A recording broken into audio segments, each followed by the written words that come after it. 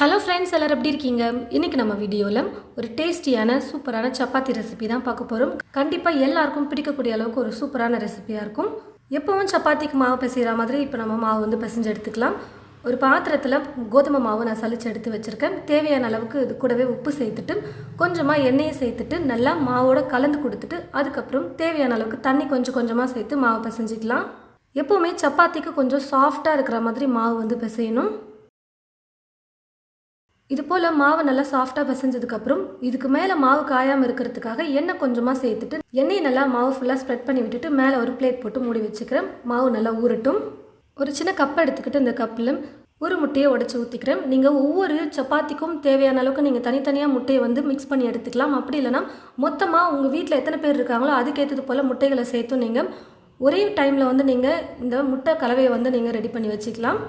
நான் இப்போ தனித்தனியாக மிக்ஸ் பண்ணி உங்களுக்கு காட்டுறேன். ஒரு கப்பில் ஒரு முட்டை எடுத்துக்கிட்டு இது கூடவே தேவையான அளவுக்கு உப்பு, 2 சிட்டிகை அளவுக்கு மிளகாய்த்தூள், 1 சிட்டிகை சீரகத்தூள், 2 பச்சை மிளகாவை எடுத்து நல்லா இந்த மாதிரி பொடியை கட் பண்ணி வச்சுருக்கேன். கொஞ்சம் கொஞ்சமாக நம்ம தனித்தனியாக இப்போ முட்டையை வந்து மிக்ஸ் பண்ணி எடுக்க போகிறதுனால கொஞ்சமாக பச்சை மிளகாவை நான் சேர்த்துக்கிறேன். பொடியை நறுக்கிய கொத்தமல்லி கொஞ்சம் சேர்த்துட்டு எல்லாத்தையும் நல்லா பீட் பண்ணிக்கிறேன். முட்டையை நீங்கள் முதல்ல பீட் பண்ணிவிட்டு அதுக்கப்புறம் மசாலா சேர்த்து பீட் பண்ணும்போது டக்குன்னு ஈஸியாக அந்த மசாலா முட்டையோடு மிக்ஸ் ஆகிடும்.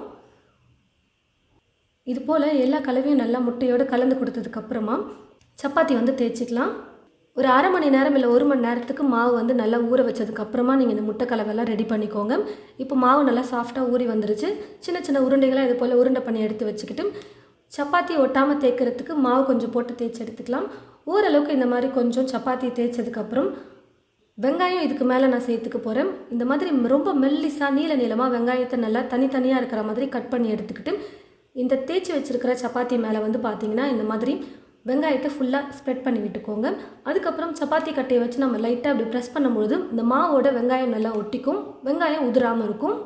ஸ்டவ்வை பற்ற வச்சுக்கிட்டு ஸ்டவ் மேலே தோசைக்கல் வச்சுட்டு கல் நல்லா சூடு இருந்ததும் கொஞ்சமாக எண்ணெயை சேர்த்துட்டு இதுக்கு மேலே தேய்ச்சி வச்சுருக்கிற இந்த சப்பாத்தி மாவு வந்து போட்டுக்கலாம். வெங்காயம் தோசைக்கல் மேலே படுற மாதிரி அந்த எண்ணெயிலெல்லாம் படுற மாதிரி நீங்கள் திருப்பி போட்டுக்கோங்க. வெங்காயம் கொஞ்சம் லைட்டாக பொன்னிறமாக கலர் மாறுற வரைக்கும் குக் பண்ணால் கரெக்டாக இருக்கும். இப்போ இதுக்கு மேலே கொஞ்சமாக எண்ணெயை தடவி நான் ஸ்ப்ரெட் பண்ணி விட்டுட்டு இப்போ திருப்பி போட்டுக்கிறேன். இது போல் வெங்காயம் வந்து கொஞ்சம் கலர் மாறுற வரைக்கும் நீங்கள் குக் பண்ணிக்கோங்க. இன்னும் கலர் வேணும் அப்படின்னு நினச்சிங்கன்னா நல்லா கொஞ்சம் குக் பண்ணிக்கோங்க. ரெடி பண்ணி வச்சுருக்கிற இந்த முட்டையை வந்து இதுக்கு மேலே நான் வந்து சேர்த்துக்கிறேன். மிளகாய் தூள் பிடிக்கலன்னா நீங்கள் வெறும் மிளகுத்தூள் கூட சேர்த்துக்கலாம், அது உங்களுடைய விருப்பம். ஆனால் இந்த மாதிரி மசாலா சேர்த்து பண்ணும்போது டேஸ்ட் வந்து ரொம்ப சூப்பராக இருக்கும் அந்த சப்பாத்தியோடு சேர்த்து சாப்பிட. இதுக்கு மேலேயும் கொஞ்சம் தேவையான அளவுக்கு எண்ணெயை சேர்த்துட்டு நல்லா குக் பண்ணிக்கிறேன். ஓரளவுக்கு சப்பாத்தி நல்லா வெந்ததுக்கப்புறம் திருப்பி போட்டு இப்போது முட்டையும் நல்லா வேகிற வரைக்கும் நம்ம குக் பண்ணிக்கலாம்.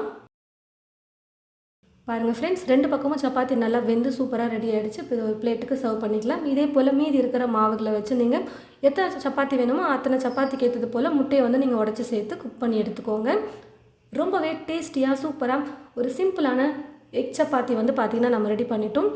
எப்போவும் ஒரே மாதிரி வெறுமனே சப்பாத்தி மட்டும் செய்யாமல் இந்த மாதிரி கூட கொஞ்சம் முட்டையும் சேர்த்து நீங்கள் சப்பாத்தி ட்ரை பண்ணி பாருங்கள், ரொம்ப சூப்பராக இருக்கும். அந்த வெங்காயத்தை நல்லா மாவில் ப்ரெஸ் பண்ணிவிட்டு செய்கிறது ரொம்பவே சூப்பராக இருக்கும். எப்போவும் செய்கிற மாதிரி ஆம்லெட்டுக்கு முட்டை ரெடி பண்ணுற மாதிரி வெங்காயம்லாம் கட் பண்ணி போட்டு கூட செய்யலாம்னு நீங்கள் நினைக்கலாம். ஆனால் இது போல் வெங்காயம் நிறைய நீங்கள் மாவோட வச்சு ப்ரெஸ் பண்ணி தேய்ச்சிட்டு அதுக்கப்புறம் முட்டையை உடச்சி ஊற்றி செய்யும் போது சாப்பிடவே அவ்வளோ ரொம்ப சூப்பராக இருக்கும். கண்டிப்பாக இது போல் நீங்கள் உங்களோட வீட்டில் பிரேக்ஃபாஸ்ட்டுக்கோ டின்னருக்கோ இது போல் செஞ்சு பாருங்கள். டிஃபன் பாக்ஸுக்கு கொடுத்து அனுப்புறதுக்கு கூட கிட்ஸுக்கு வேலைக்கு போகிறவங்களுக்கெல்லாம் இந்த மாதிரி நீங்கள் ட்ரை பண்ணி கொடுக்கும்போது ரொம்பவே விரும்பி சாப்பிடுவாங்க. ட்ரை பண்ணி பார்த்துட்டு எப்படி இருக்குன்னு சொல்லிட்டு மறக்காமல் கமெண்ட் பாக்ஸில் வந்து கமெண்ட் பண்ணுங்கள். இந்த வீடியோவை மற்றவங்களுக்கும் ஷேர் பண்ணுங்கள். தேங்க்யூ.